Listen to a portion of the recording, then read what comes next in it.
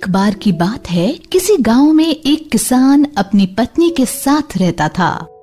अपना गुजारा चलाने के लिए वो मक्खन की टिक्कियां बेचा करता था।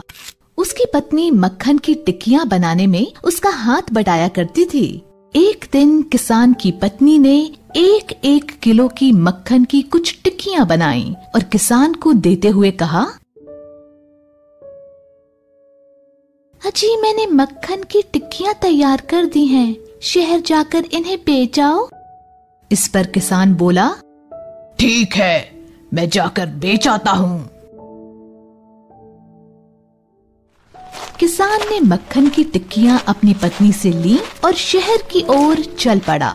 वो इन मक्खन की टिक्कियों को एक परचून की दुकान पर बेचता और जो पैसे मिलते थे उनसे उसी दुकान से घर के लिए कुछ सामान खरीदता था। दोनों के बीच काम यूं ही चलता रहा। एक दिन मक्खन की टिक्कियों को फ्रिज में रखते हुए दुकानदार ने सोचा, क्यों ना फ्रिज में रखने से पहले मक्खन की हर टिकिया को तोल कर देख लूं। जब दुकानदार ने टिक्कियों को तोला तो वो हैरान रह गया। हर एक टिकिया 1 किलो की नहीं बल्कि 900 ग्राम की थी, यानी हर टिकिया का वजन 100 ग्राम कम था। उसे किसान पर बहुत गुस्सा आया। बेईमान, धोखेबाज, मैं उसे नहीं छोड़ूंगा।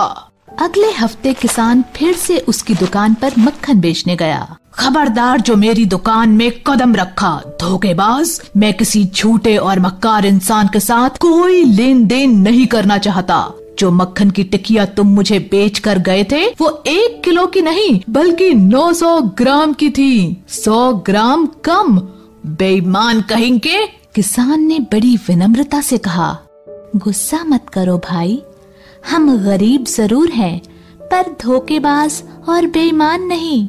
हमारे पास इतने पैसे नहीं कि हम तोलने के लिए तराजू खरीद सके, इसलिए हम उसी 1 किलो चीनी के बराबर मक्खन तोल देते थे जो मैं तुमसे खरीद कर ले गया था। मॉरल, कभी किसी को धोखा नहीं देना चाहिए। जैसे आप बोगे वैसा काटोगे, इसलिए अच्छे बनो और सबके साथ